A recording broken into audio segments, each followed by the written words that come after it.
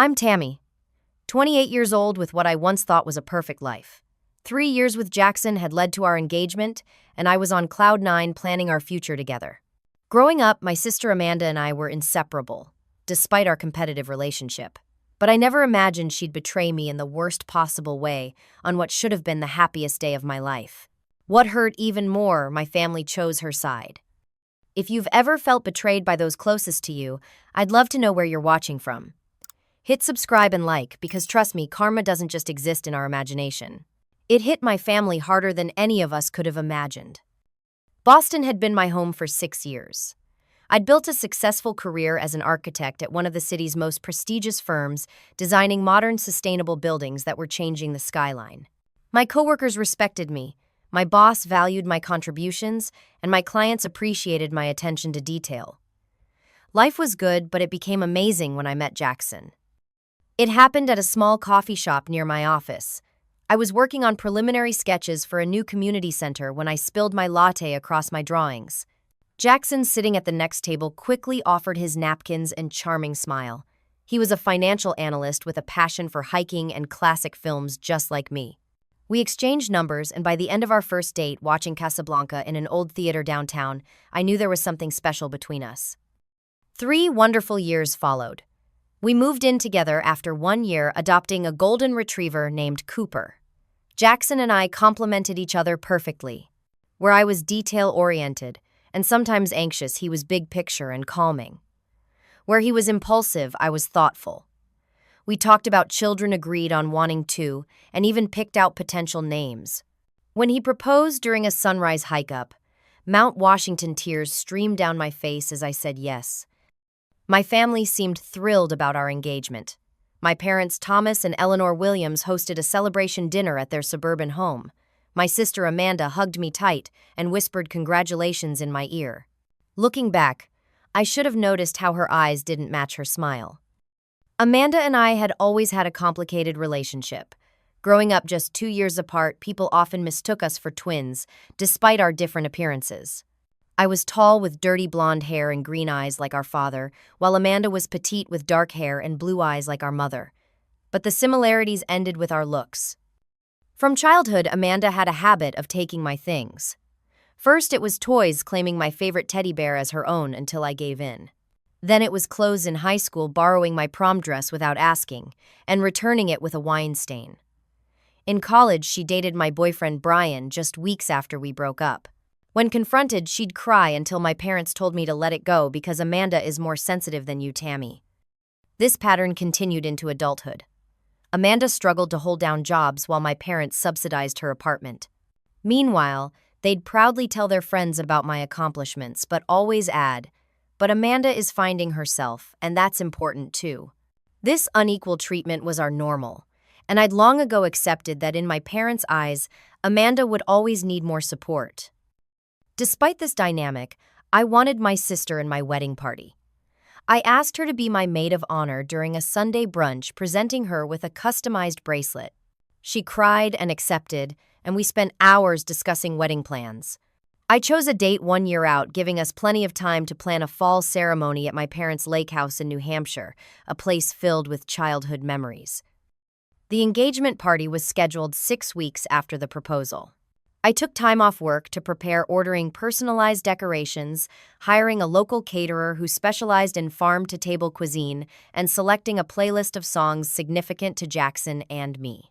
Amanda helped initially, suggesting flowers and tasting cake samples with me, but as the date approached, she became distant, canceling our shopping trip for a dress and making excuses to skip the menu tasting. The week before the party, I drove to my parents' home to finalize details. Amanda arrived a day late, claiming work obligations. She seemed distracted during dinner, checking her phone constantly and smiling at texts. When I asked who she was talking to, she said, "Just a friend," with a dismissive wave. My mother suggested I stop prying, reminding me that not everything is about your engagement, Tammy. The night before the party, Jackson called to say he'd be arriving early to help set up. His voice sounded strange, tight, with what I assumed was pre-party stress. Amanda overheard my conversation and immediately announced she was tired and going to bed, though it was barely 9 o'clock. My parents exchanged glances but said nothing. The morning of the engagement party dawned clear and beautiful. I woke early, excited to transform the lake house into the romantic venue I'd envisioned. My parents left to pick up the cake from a bakery 30 miles away, and Amanda said she'd sleep in and help later. Alone, I began hanging string lights on the porch, arranging flowers in vintage vases, and setting up the bar area with Jackson's favorite whiskeys. I was so focused on making everything perfect that I almost didn't notice Jackson's car pulling into the driveway 3 hours earlier than expected. My heart leaped with joy at seeing him, but something felt off. He didn't come find me on the porch. After waiting several minutes, I went inside calling his name. The house seemed quiet, but then I heard a sound from upstairs that made my stomach drop.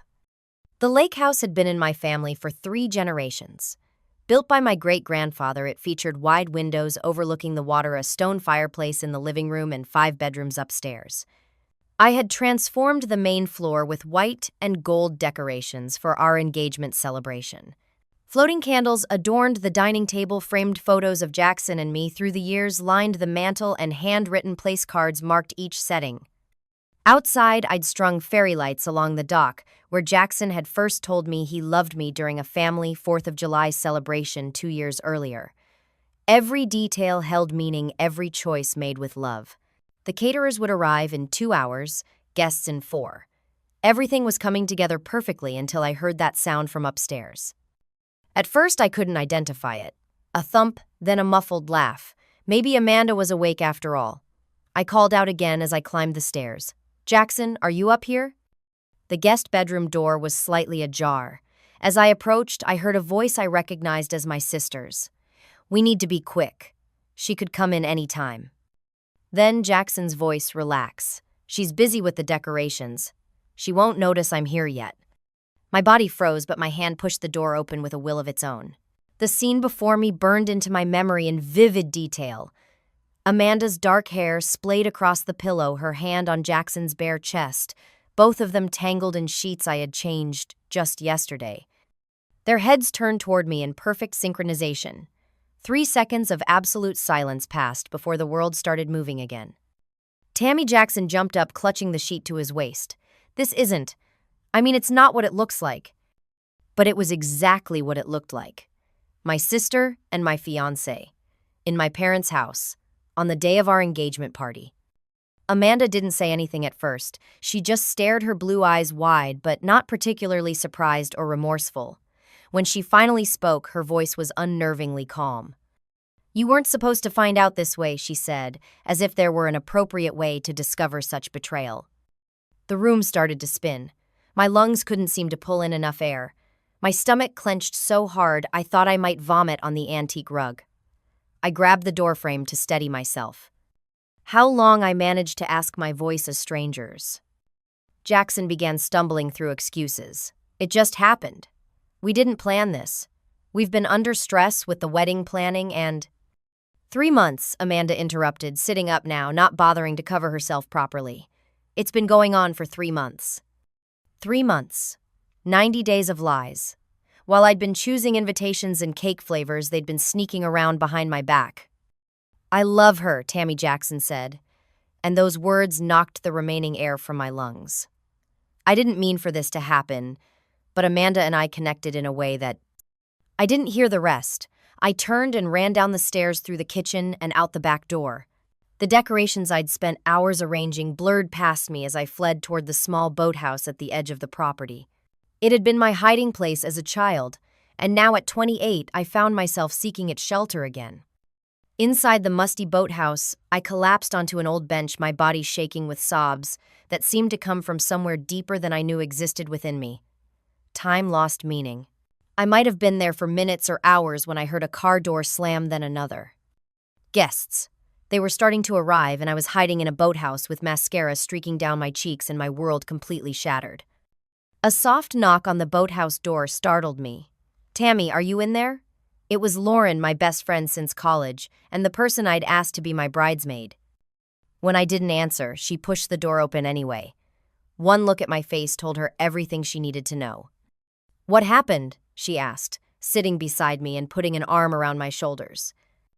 The story spilled out between gasping sobs. Lauren's expression shifted from shock to fury. "That lying, cheating bastard," she said when I finished. "And your sister." "I'm so sorry, Tammy." "I can't face everyone," I whispered. "How do I tell 40 people that the engagement party is canceled because my sister is sleeping with my fiancé?" Lauren squeezed my shoulder. "You don't have to face anyone you don't want to. We can slip out the back way. I'll drive you to my place." But as we discussed escape plans, anger began replacing the shock and hurt.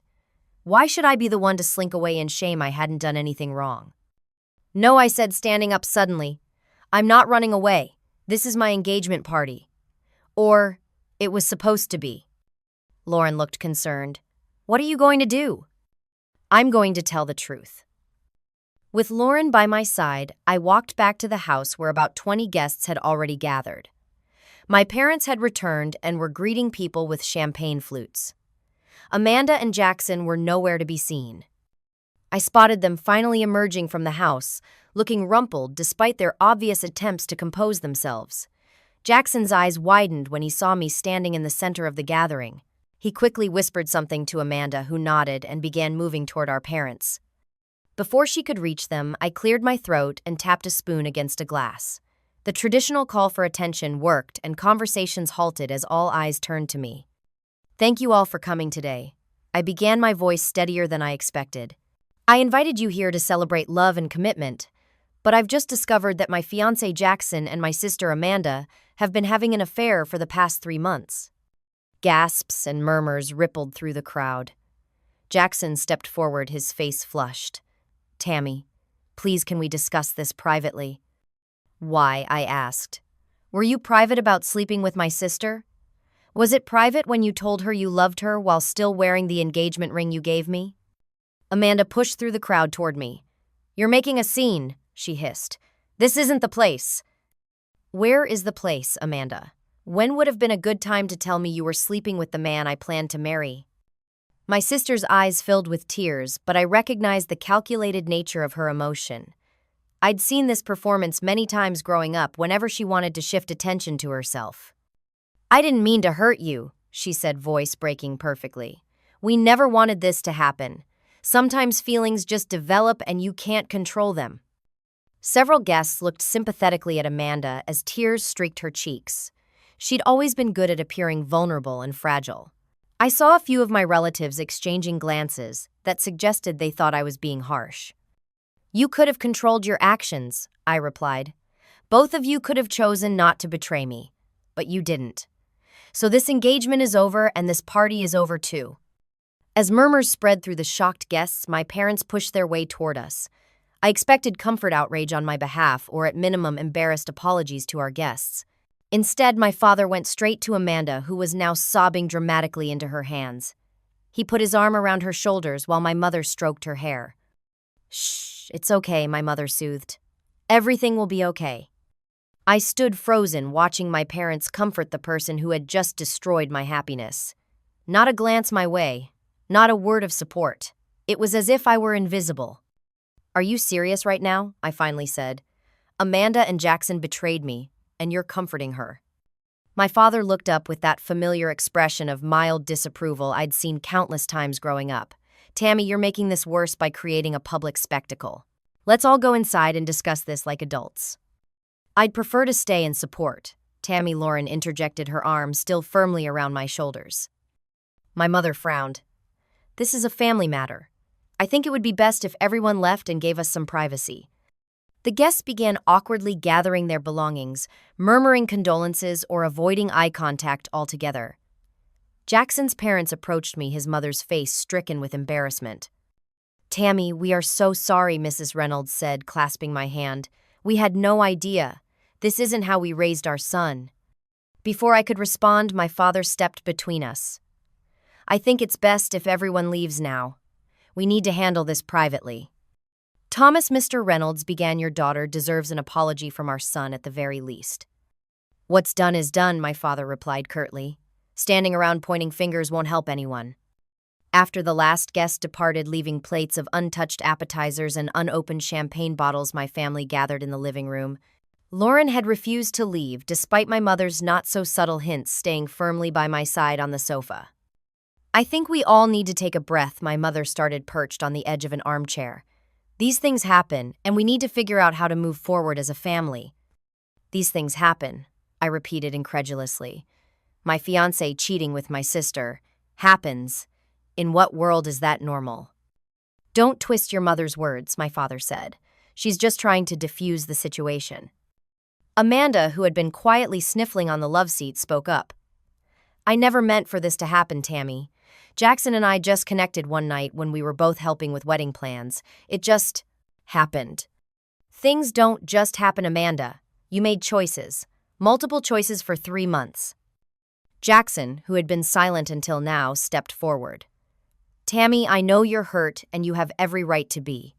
But Amanda and I have genuine feelings for each other. I think deep down I've always had feelings for her. The casual cruelty of his statement knocked the wind out of me again. 3 years together, countless I love you's plans for our future, all erased with one sentence. So that makes it okay, Lauren asked, her voice sharp with anger. Having feelings justifies lying and cheating. You need to stay out of this, my mother said to Lauren. This doesn't concern you. It absolutely concerns me when my best friend is being gaslit by her entire family, Lauren replied. My Aunt Patricia and Uncle Jim had stayed behind, hovering uncertainly in the doorway. Thomas, my uncle said, you can't be serious right now. Your daughter was just betrayed by her sister and fiancé. How can you be taking their side? We're not taking sides, my mother insisted. We're trying to be supportive of both our daughters during a difficult situation. By comforting only one of them, Aunt Patricia asked, I haven't seen you offer Tammy so much as a tissue. Amanda has always been more fragile, my mother replied, as if this explained everything. She needs additional support in times of stress. And what about what Tammy needs? Lauren demanded. Tammy has always been the strong one, my father said. She'll be fine. She always is. The familiar refrain cut deep. My entire life had been shaped by this perception. Tammy is strong, Tammy can handle it.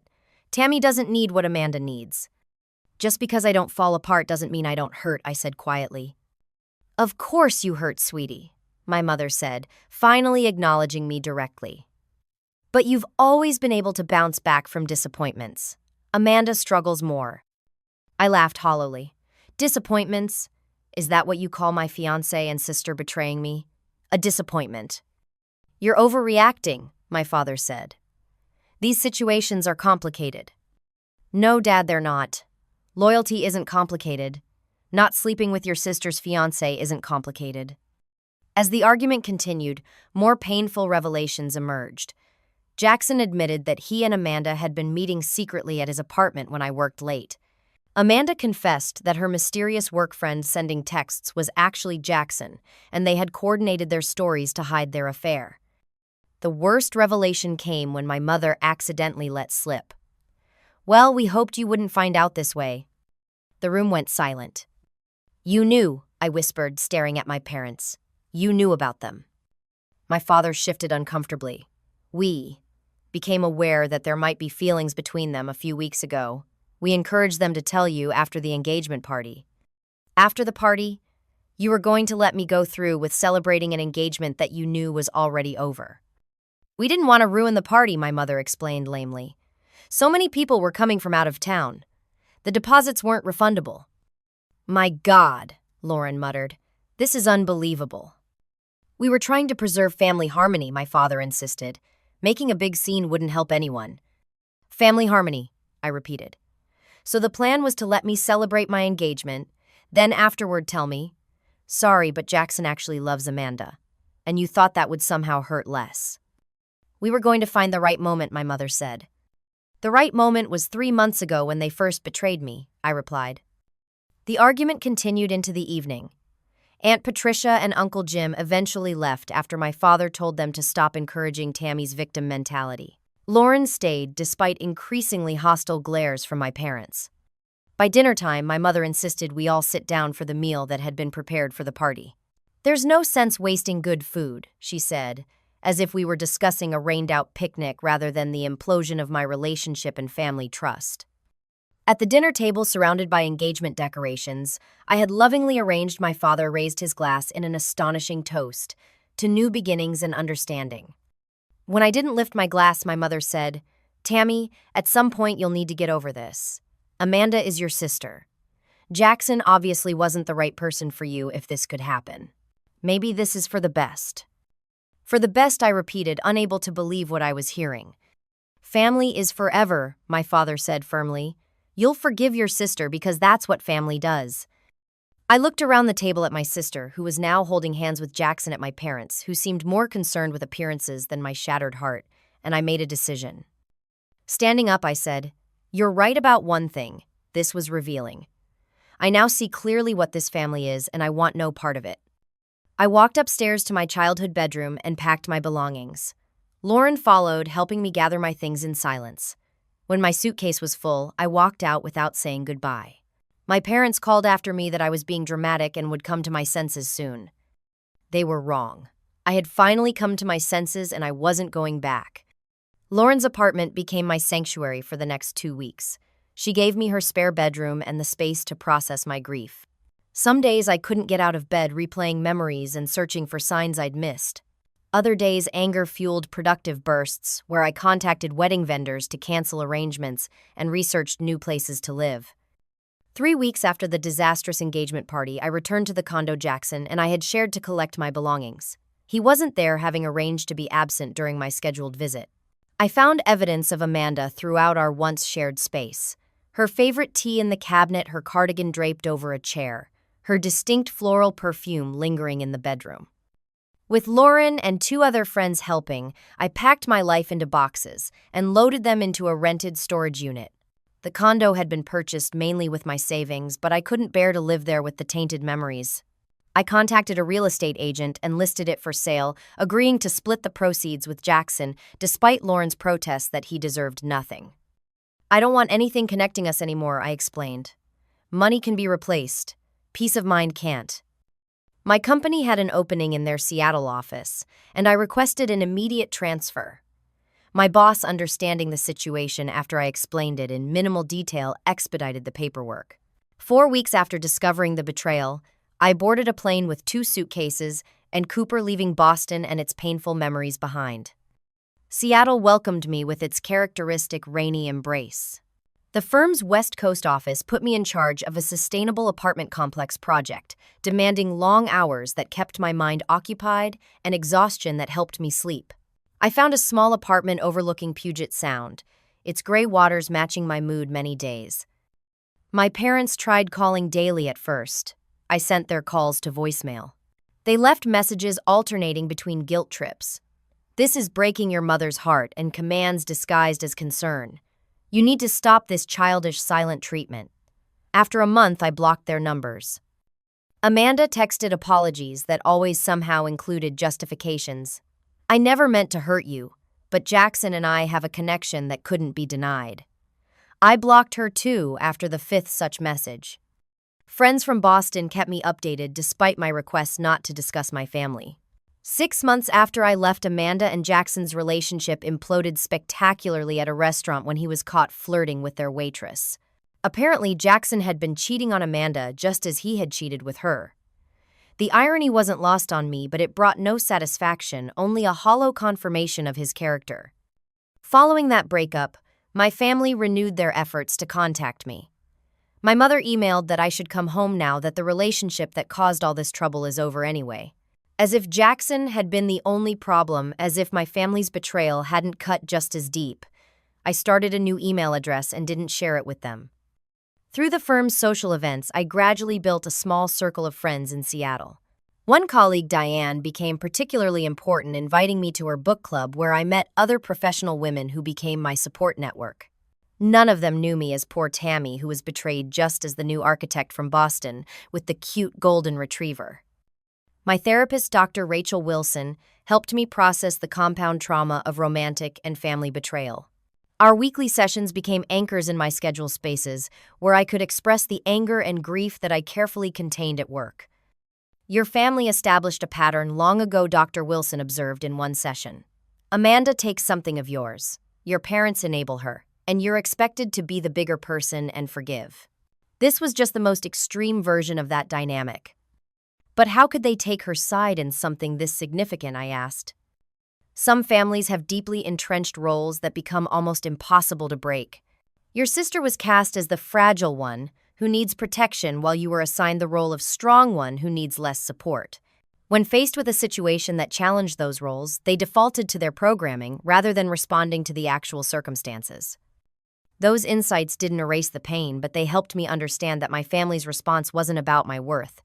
It was about a dysfunctional system I could finally step away from. 18 months after moving to Seattle, I attended a community planning meeting for a new park being developed near my apartment building. The landscape architect presenting the design captured my attention not just with his thoughtful integration of native plants and rainwater management, but with his genuine enthusiasm for creating public spaces that fostered community connection. After the presentation, I approached him with questions about how his landscaping would interact with potential future structures around the park. His name was Michael Winters, and our professional conversation evolved into coffee the following weekend, then dinner the week after that. Unlike my whirlwind beginning with Jackson, my relationship with Michael developed slowly, thoughtfully. He had his own past relationship wounds and understood my hesitancy. Neither of us rushed physical intimacy or declarations of feelings. We built a foundation of honest communication first. When I finally told Michael the full story of what had brought me to Seattle 6 months into our dating, his response solidified my growing feelings for him. "I can't imagine the strength it took to remove yourself from that situation and build a new life," he said. "But I'm selfishly grateful it brought you here to this city, to this moment." He didn't offer platitudes about forgiveness or family obligations. He simply acknowledged my experience and my choices with respect. 2 years after leaving Boston, my professional life flourished alongside my personal healing. The sustainable apartment complex I designed won a major industry award, bringing attention to our firm and a promotion for me. I was assigned to lead a team designing a new public library, a project that energized me creatively. Michael and I moved in together, finding a craftsman house with enough yard for Cooper and Michael's gardening experiments. We established traditions with our chosen family of friends, hosting Sunday dinners and holiday celebrations that were drama-free and genuinely joyful. When Michael proposed on our second anniversary, it was nothing like Jackson's grandiose mountain sunrise. Instead, it happened on our couch on a rainy Sunday morning. Cooper curled between us and Michael, simply saying, "I want all my rainy Sundays to be with you. Will you marry me?" The ring was a simple emerald, my birthstone, rather than a diamond. Everything about it felt right, felt like us. We planned a small ceremony with just 30 guests, all friends we'd made in our new life together. No family was invited from either side, as Michael had his own complicated history with his parents. My life had rebuilt itself into something beautiful and authentic. The betrayal that once seemed like it would define me had instead freed me to discover who I could be outside the constricting roles of my family dynamic. Then 5 years after I'd left Boston and cut off contact with my family, my Aunt Patricia called from a number I didn't recognize. "Tammy," she said when I answered, "I wouldn't call if it wasn't important. It's about your sister. She's sick, very sick, and she needs you." Aunt Patricia's voice cracked as she explained the situation.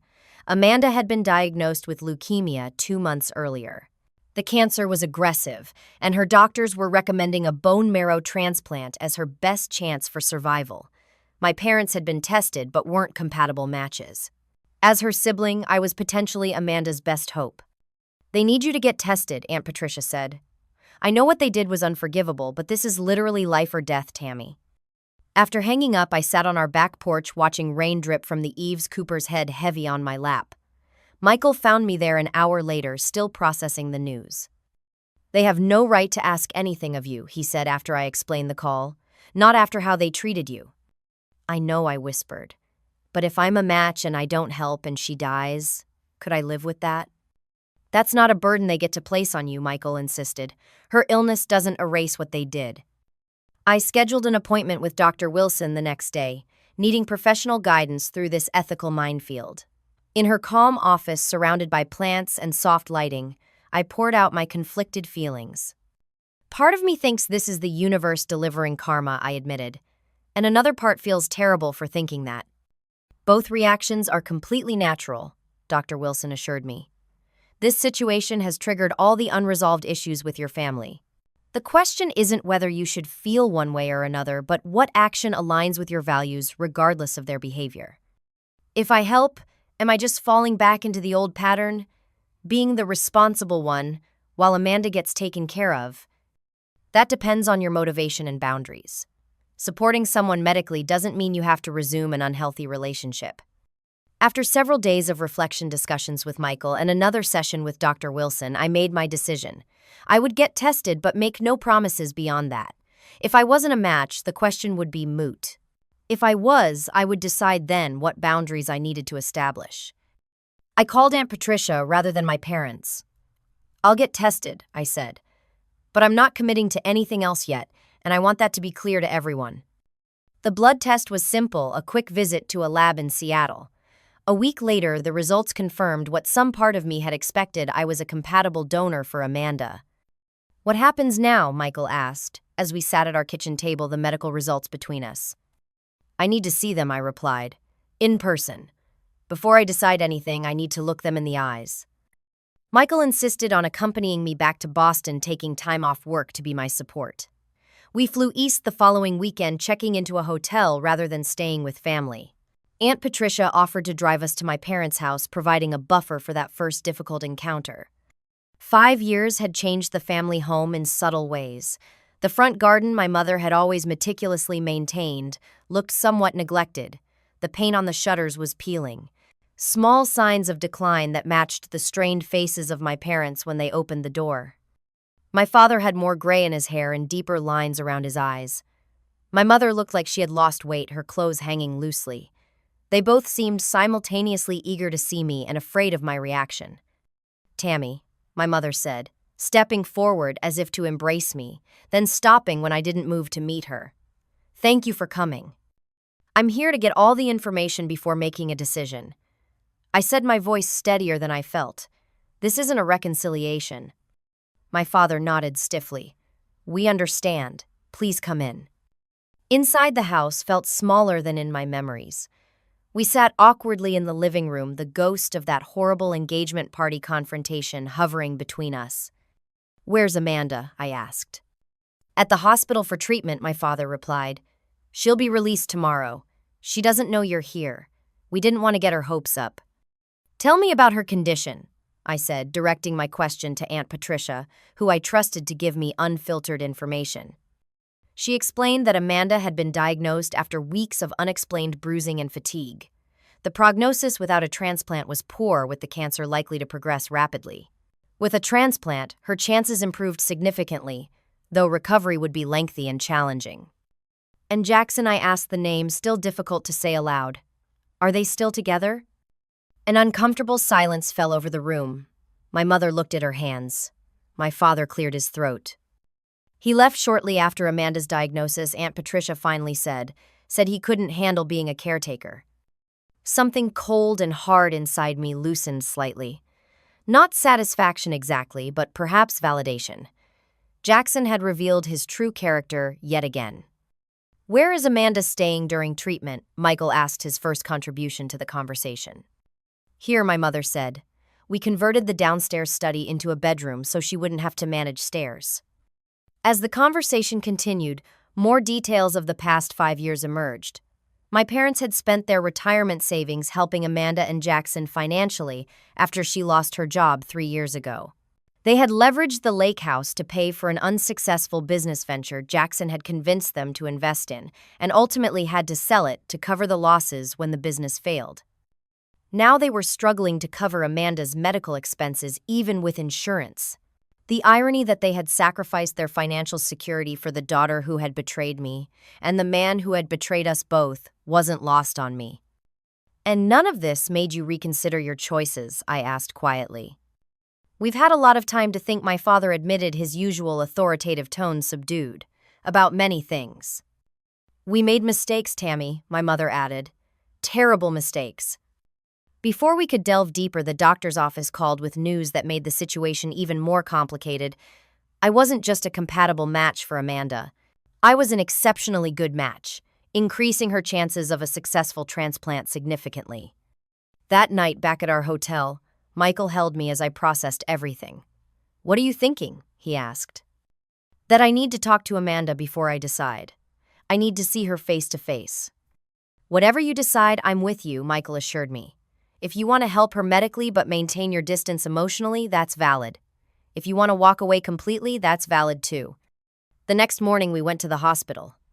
Amanda was back for tests, and my parents had arranged for me to see her alone in her room.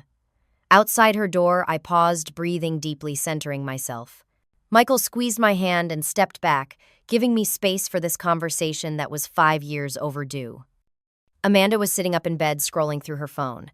She looked up when the door opened, her eyes widening in shock when she saw me. "Tammy," she whispered, her voice small. "You came." The sister I remembered had been vibrant, always perfectly put together, even in casual situations. This Amanda was thin, her once shiny dark hair dull and sparse from treatment. Dark circles shadowed her eyes, and her complexion had a grayish undertone. But what struck me most was the lack of manipulation in her expression, the absence of the calculated vulnerability she had always wielded so effectively. "I heard you're sick," I said, simply remaining by the door. "Leukemia," she confirmed. "Pretty bad." "And they told you I'm a match." She shook her head.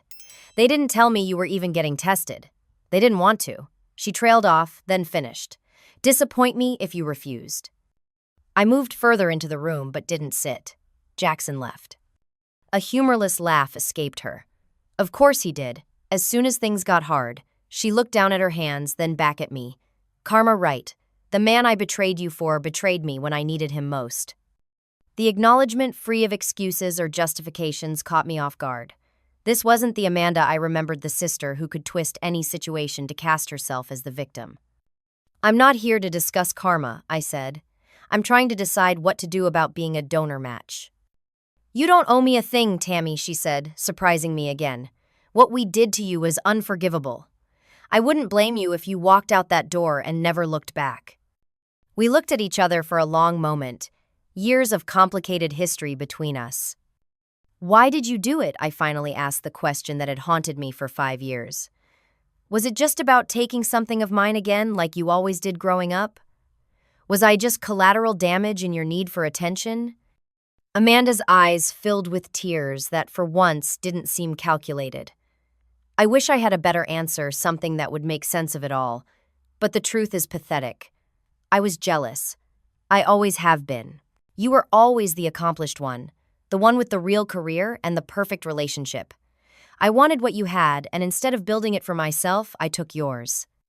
The honesty, however painful, was refreshing after years of half-truths and manipulations. "And our parents?" I asked. "They enabled everything my whole life," Amanda admitted. "I see that now. Being sick gives you a lot of time to reflect. They never set boundaries with me, never made me face consequences. They made excuses for me instead of helping me become better." She paused, then added, "They failed both of us in different ways." I finally sat in the chair beside her bed, not out of forgiveness but exhaustion. The weight of 5 years of anger and hurt was heavy to carry. "I'm a really good match," I said. "The doctor said it increases your chances significantly. If you decide to help me, I want you to know, I don't see it as forgiveness or reconciliation," Amanda said. "I see it as something you're doing because of who you are, not because of anything I deserve." For the first time in our adult lives, I felt like my sister was seeing me clearly without the distortion of competition or envy. It wasn't healing exactly, but it was something like truth. "I need to think," I said, standing to leave. "Tammy," Amanda called as I reached the door. "Whatever you decide, I am sorry. Not because I'm sick and need something from you. I've been sorry for years, I just didn't know how to tell you." Before making my final decision, I needed one more conversation. I asked my parents to meet me and Michael at a neutral location, a quiet cafe near our hotel. Aunt Patricia and Uncle Jim joined us, providing both moral support and witnesses to whatever would unfold. My parents arrived punctually, tension evident in their rigid postures. After ordering coffee none of us would probably drink, I finally spoke the words I'd been rehearsing in my head.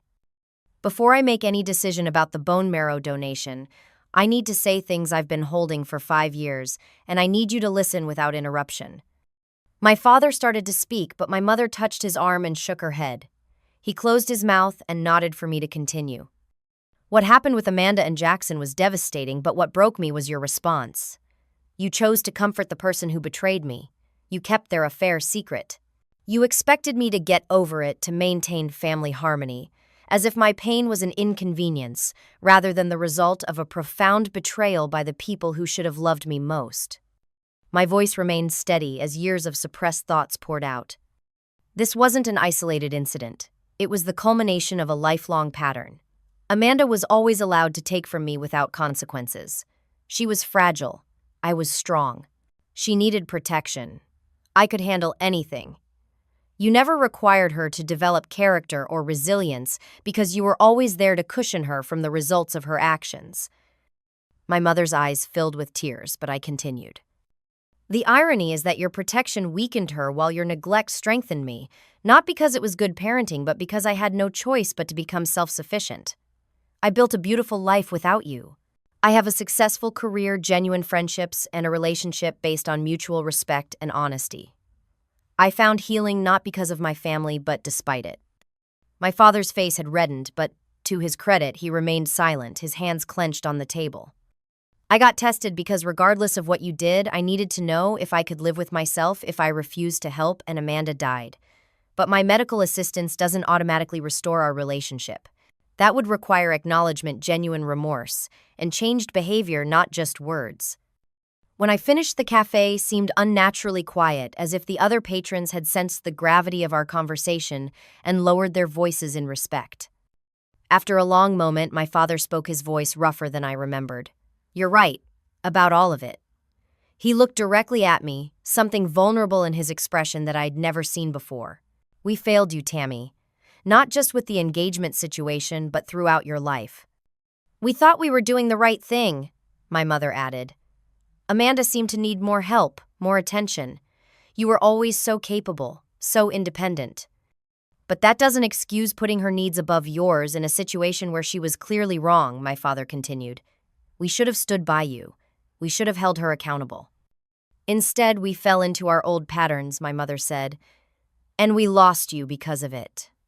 Their words seemed genuine, but I'd heard promises before. What's different now, I asked. Beyond Amanda's illness, what's changed about how you understand family dynamics? Everything, my father said simply. Losing you, watching Amanda's relationship with Jackson implode exactly as you predicted, seeing how our enabling contributed to her inability to build a stable life. We've had 5 years to reflect on our mistakes. We've been seeing a family therapist, my mother added, initially to help us cope with your estrangement, but it evolved into examining our patterns as parents. Aunt Patricia nodded confirmation. They've been doing the work, Tammy. It doesn't erase what happened, but they're different than they were 5 years ago. We talked for nearly 3 hours, delving into painful memories, but also establishing clear expectations for any potential relationship moving forward. I made it clear that my boundaries were non-negotiable, that any hint of returning to old patterns would result in me walking away again. By the end of our conversation, I had made my decision. I would donate bone marrow to Amanda, not from obligation, but from compassion. The donation would require me to stay in Boston for several weeks for preliminary treatments and recovery. Michael arranged to work remotely during this time, refusing to leave my side. The bone marrow donation process was painful but straightforward. The days following the procedure gave me unexpected time, with Amanda visiting her hospital room while recovering from my own soreness. Our conversations were tentative at first, careful, but gradually became more honest than any we'd had before. I always envied you, Amanda admitted during one of these visits. You seemed so complete in yourself, so certain. I never felt that way. I envied how easily you connected with people, I replied. How you could walk into a room and immediately be the center of attention. Connection based on performance isn't real, she said. I was playing a role I thought would get me love. You were just being yourself. During my extended stay in Boston, I had lunch with old friends, including Lauren, who had remained loyal through everything. I showed Michael the positive parts of my hometown, creating new memories to overlay the painful ones. We even visited the site of the old lake house, now owned by another family who had painted it blue instead of the white I remembered. My parents respected my boundaries, never pushing for more intimacy than I was comfortable with. They apologized to Michael for not getting to know him under better circumstances, and to my surprise made genuine efforts to connect with him as the man I had chosen. Amanda's recovery was slow, but promising. The transplant had been successful, her body accepting the donated cells without major complications. She would need ongoing treatment, but her prognosis had improved significantly. Before Michael and I returned to Seattle, my parents asked to speak with me privately. In their living room, my father handed me an envelope. "What's this?" I asked. "We're selling this house," he explained. "We've found a smaller place that's more manageable. The proceeds from the sale minus what we need for the new purchase are for you." I opened the envelope to find legal documents transferring a significant sum to me once the sale completed. "We can't undo the past," my mother said, "but we can acknowledge the harm done. This doesn't begin to address the emotional damage, but it's a concrete way to show we understand that our choices had real consequences." The gesture wasn't about the money, but the recognition it represented. For perhaps the first time, my parents were prioritizing my needs and acknowledging the cost of their past favoritism. As for Amanda, our relationship would never return to what it had been before the betrayal, but perhaps it could evolve into something healthier based on authentic interaction rather than competition and resentment. During my last visit to her before leaving Boston, she gave me a handwritten letter. "Read it when you're back in Seattle," she said. "It's everything I should have said years ago." When Michael and I returned home, our house felt even more like a sanctuary. Cooper greeted us with enthusiastic jumps and kisses, and our neighbors had kept the garden thriving in our absence. Sleeping in our own bed that first night, I felt a sense of peace that had eluded me for years. Amanda's letter, which I finally read by the window overlooking our garden, contained no excuses, only accountability and hopes for her own healing journey, both physical and emotional. "I'm finally growing up at 31, she wrote. "Better late than never, I hope." 2 months after the transplant, Amanda was strong enough to begin therapy sessions focusing not just on her illness, but on the patterns that had defined her life. She started taking online courses in graphic design, finding creative expression that was genuinely hers rather than copied from someone else. My parents sold their house and moved to a condominium closer to Amanda's apartment where they could support her recovery without living together. They continued their therapy, sending me occasional updates, but never pressuring me for more contact than I initiated. The roots of reconciliation were tender and new, requiring careful tending and realistic expectations. This wasn't a fairy tale ending with all hurts magically healed. It was a complex, ongoing process of rebuilding trust incrementally, with setbacks and progress intermingled. 3 months after returning to Seattle, I called my mother on her birthday, a small step, but significant. 2 weeks later, my father emailed asking if he could share photos of their new place, and I said yes. Small connections, carefully managed, each one a test of whether old patterns would resurface. 6 months post-transplant, Amanda called with good news. Her latest tests showed no signs of cancer returning.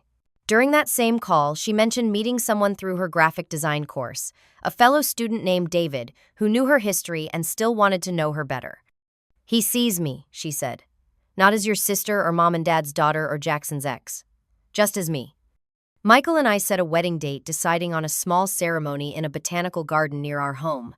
After much consideration, I invited my parents and Amanda with clear guidelines about their roles and the primacy of my chosen family of friends who had supported me when biological family had failed. The relationship with my family would always bear scars of past wounds.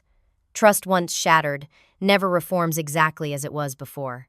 But perhaps like the Japanese art of kintsugi, where broken pottery is repaired with gold, making the breaks part of the piece's history, rather than something to hide, our relationship could be rebuilt into something new, its very brokenness incorporated into a different kind of strength. 1 year after the bone marrow transplant, Michael and I stood together in the Seattle Botanical Garden, exchanging vows surrounded by 30 guests.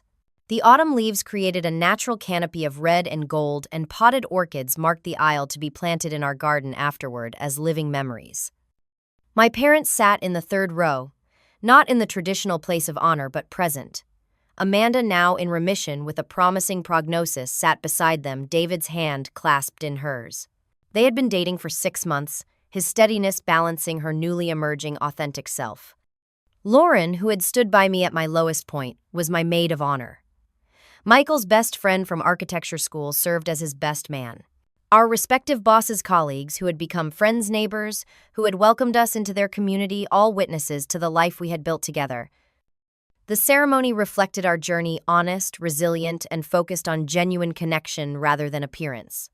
Our vows included promises of mutual respect, support through difficulties, and the acknowledgement that love is a daily choice rather than just a feeling. When the officiant pronounced us husband and wife, Cooper, wearing a bow tie collar, barked his approval, making everyone laugh. At the reception, my father approached me cautiously, respecting the boundaries I had established. "I know this day isn't about me or our family history," he said. "But I want you to know how proud I am of the woman you've become, the life you've created. You did that without our support, and that makes it even more impressive." My mother, who had been working with her therapist on giving space rather than smothering with attention, simply hugged me briefly and said, "You look beautiful and happy. That's all I ever should have wanted for you." Amanda waited until most guests had left before approaching. "I almost didn't come," she admitted. "I wasn't sure I deserved to witness your happiness after I tried to steal it before." "The fact that you understand that shows how much you've changed," I replied. "David knows everything," she said. "About Jackson, about what I did to you. I told him on our second date because I didn't want to build a relationship on lies. He said everybody deserves a chance to be better than their worst mistakes." "He sounds wise," I said. "He is, and he loves me for who I am, not as some reflection of or competition with you. That's new for me." My parents had continued their own journey of accountability in the months following the transplant.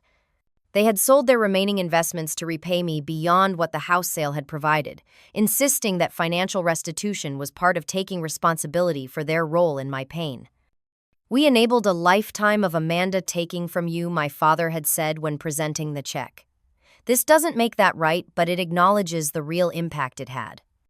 More meaningful than the money was their willingness to examine their parenting patterns in family therapy sessions, some of which I joined remotely from Seattle.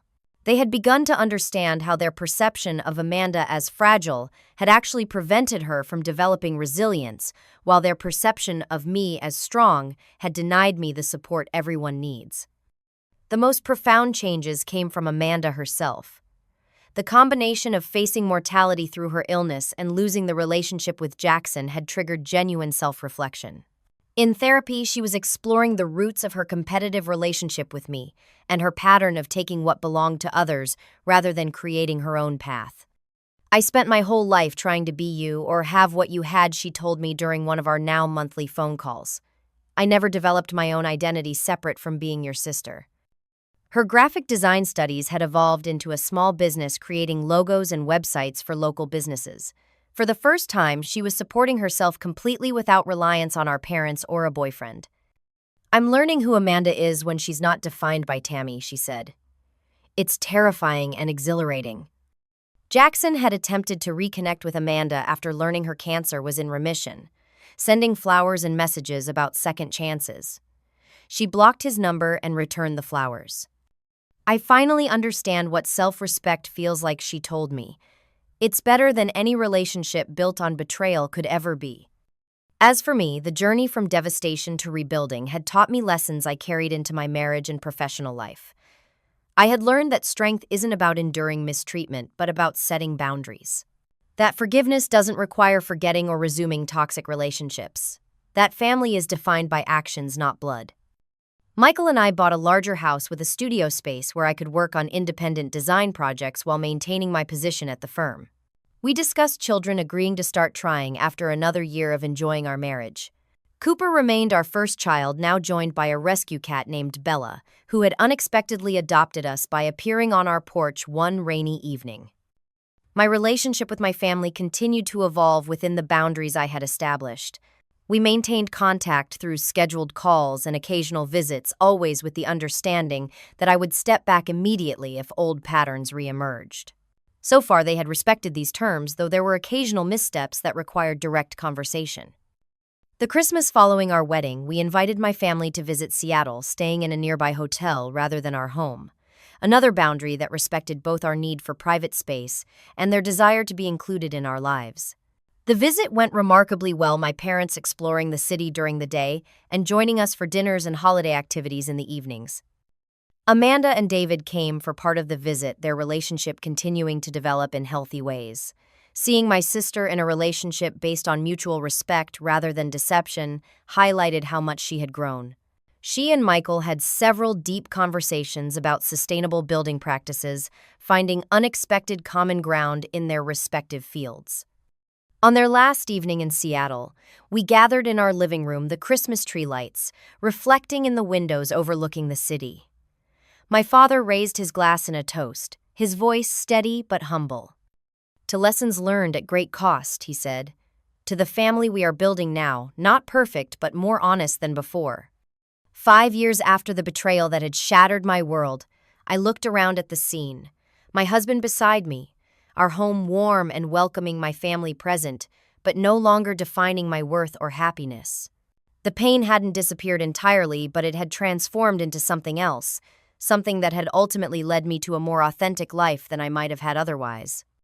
The journey had taught me that sometimes losing what you thought you wanted clears the path to what you truly need. That standing firm in your worth isn't selfishness but self-preservation. That real love, whether romantic, familial, or friendship, is built on respect, honesty, and accountability when those principles are breached. Most importantly, I'd learned that forgiveness is something you do for yourself, not for those who hurt you. It isn't about erasing the past, but refusing to let it control your future. It's about carrying your scars not as wounds that weaken you, but as evidence of what you've survived and transcended. If you've ever experienced betrayal by those who should have loved you best, I hope my story gives you permission to prioritize your own healing, even when others call it selfish. Sometimes the bravest thing you can do is walk away from toxic relationships, even when society and family pressure tell you to forgive and forget. Have you ever had to make that difficult choice? I'd love to hear your experiences in the comments below. And if this story resonated with you, please hit the like button and subscribe to my channel for more authentic conversations about family dynamics and healing. Thank you for listening to my journey, and remember, the family you choose can be more powerful than the family you were born into.